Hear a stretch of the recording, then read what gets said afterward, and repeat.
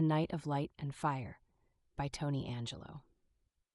But outside, within the golden illumination of their home within Sun Valley, on a quiet street that existed beyond the thriving metropolis of Los Angeles, the Persian family waited with bated breath. It had grown considerably chilly, with a cool breeze that carried a hint of wood smoke wafting through it, drifting from familiar chimneys. Throughout the neighborhood, family members had begun opening doors with lamps and sweet pastries set outside for the night ahead. It was no ordinary night. It marked the start of Yalda, as it stood as a historic Persian tradition, an event that began on its longest and darkest night. Within the confines of their warm home, a large fireplace lit up, and the flickering flames danced across the room. The kids were busy, and their bare feet pattered against the wood floor. Their happy giggles intermingled with the hushed tones of their parents. The mother, wearing her favorite shalwar kameez, carefully set juicy red pomegranates on the dining table. Their golden seeds shone like suns as they glowed within the fruits. The father settled on a worn but very comfortable chair with a warm smile on his face as he noticed that his younger daughter wanted to sit on his knee so he could read the tale that had been orally passed down for so many years. From large windows at the front, shadows fell on the sidewalk from street lamps with a soft dimming. Other houses like theirs reflected similar scenes, with families gathered around fires, reading and singing and telling stories as if it were an act at once infinitely familiar and universal. The father pushed on his daughter's scarf and hugged her tight. "This is the season of Yalda, and it is a time when the world remembers," he began. "It is the night that spawned the night, and the stars began singing." The kids leaned forward, their eyes wide with awe. The story had been retold before, but every year it seemed as if it were the first time, as if the very night itself conspired against them, making them believe it more with every retelling. The mother carefully worked on stirring a pot full of red stews, her hands deft and experienced. The aroma of dried fruits and cinnamon wafted through the room. The children recognized they were part of something bigger. They were members of a family, a nation, and a land with a rich historical background. However, as they listened to stories and witnessed flames dancing within the fireplace, they were yet to comprehend the significance of their own festivity. The story of Yalda and the longest night. At a time when the earth was still young and the stars were still talking to the heavens, there lived a very wise and generous queen named Yalda. She was loved by her subjects because she brought life even on the coldest nights and smiles on hearts that were lonely. All her subjects lived very happily under her rule, and there was happiness in every house. But on the other side, King Mithra ruled with shades and chilly winds. But then came a year when the sun began to dwindle, and the nights began to extend beyond their normal duration.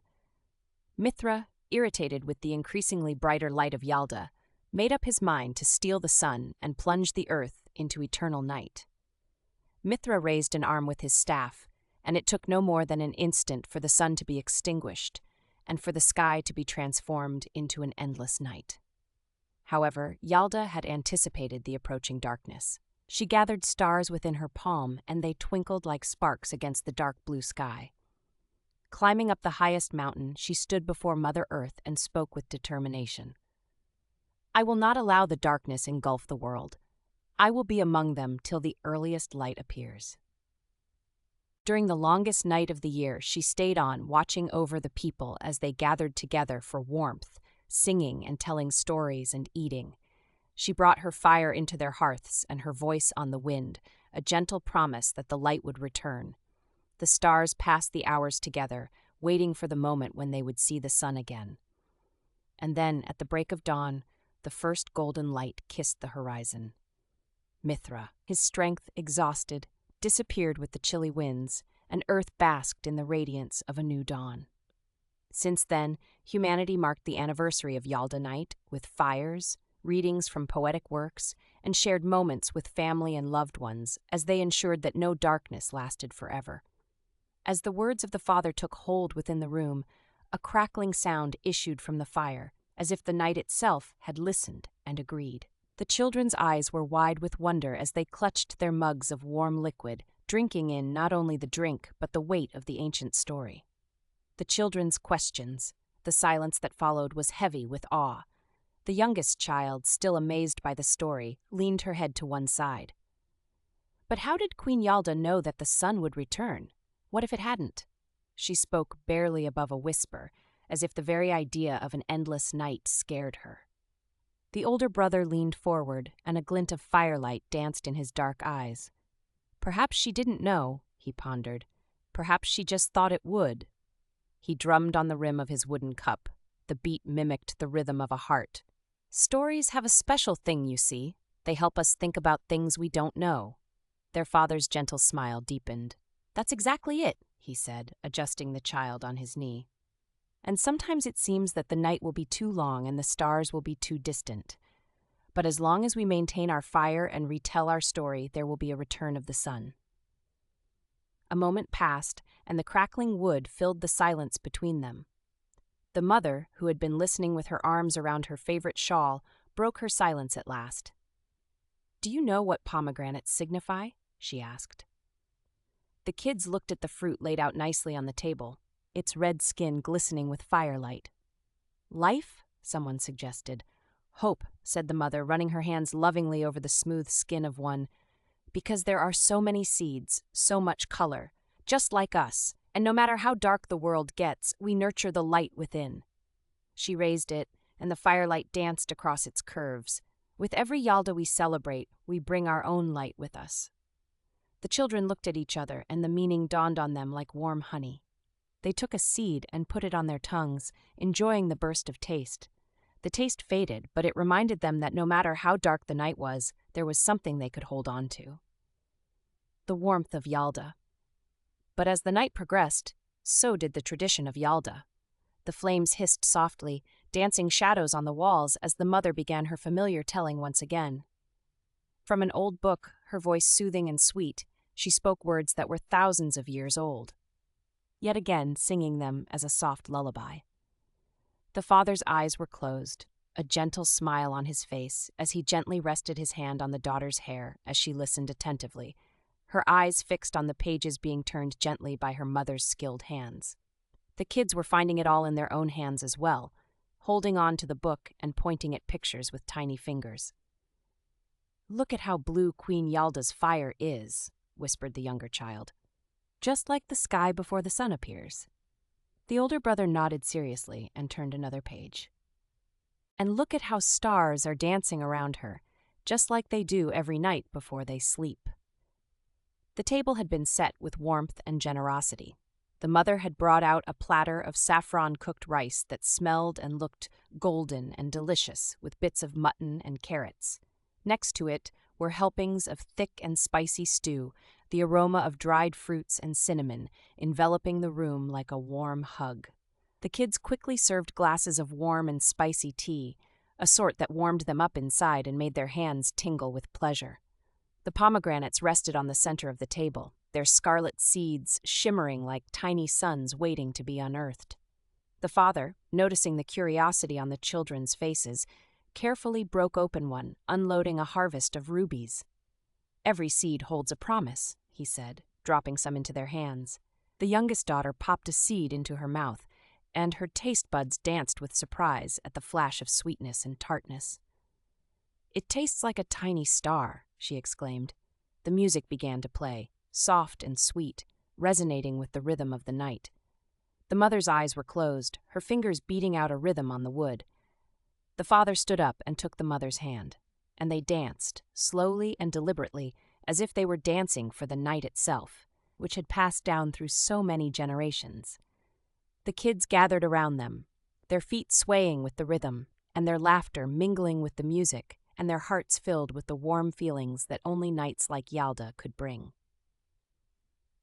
A shared light across the community. Hope for prisoners in the Ridday. But as the evening progressed, the light emitted by this Iranian family's house would not be limited to its walls.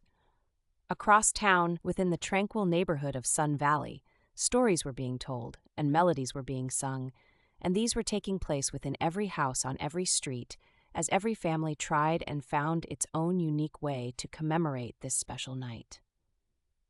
The Persian community, with stars twinkling amongst them, glowed with life as homes were lit up with the twinkling light of fire and lanterns.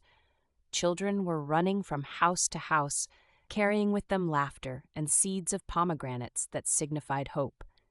Some miles down, in a small bungalow, an elderly woman wearing a shalwar kameez sat with her grandchildren, listening to the same tale of Yalda that was being retold throughout the neighborhood. She struggled with her words as she described the queen and her defiance against the approaching night. A young couple elsewhere began a fire in their backyard, flames dancing under the cool evening sky as they sipped warm tea and recalled stories about nights like these, as passed down from Tehran and Shiraz. Yet even within households that were nowhere near the Persian community, there existed an air of oneness.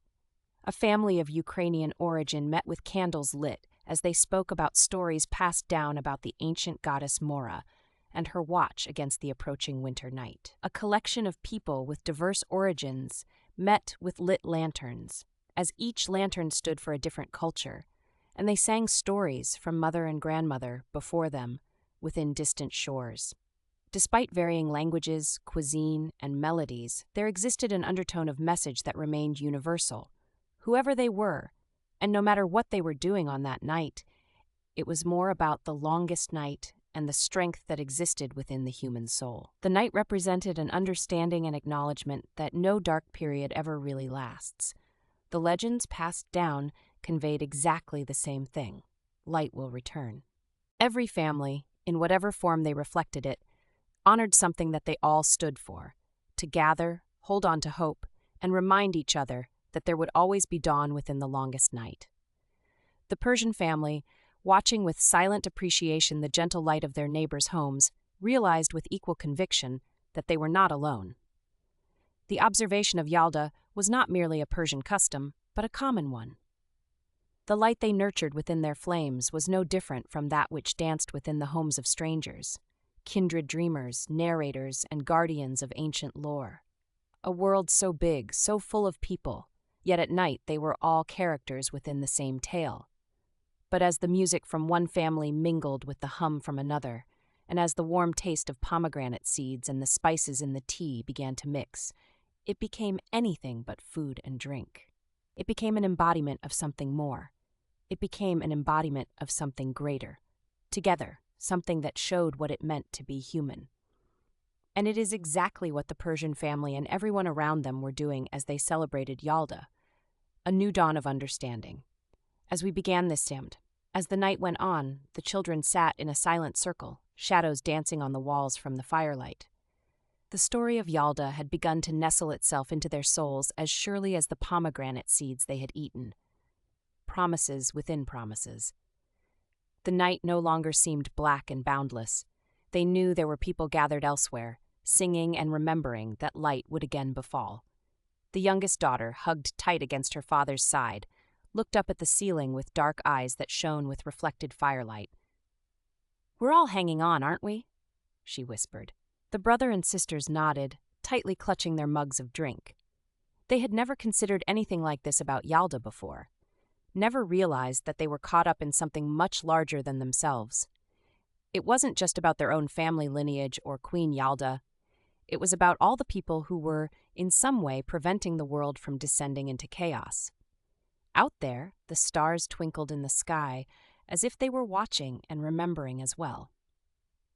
The Persian family and people around them had shown them that stories blow on the winds and cross borders and languages and times, reminding everyone that they were not alone. The girls and boys in the family, with rosy cheeks from the heat and sweetness of the tea, knew that they would be taking this night with them as they welcomed the next morning. They would talk about Yalda as a tradition, but more as a promise of unity, strength, and the unity that would light up the world in times of darkness.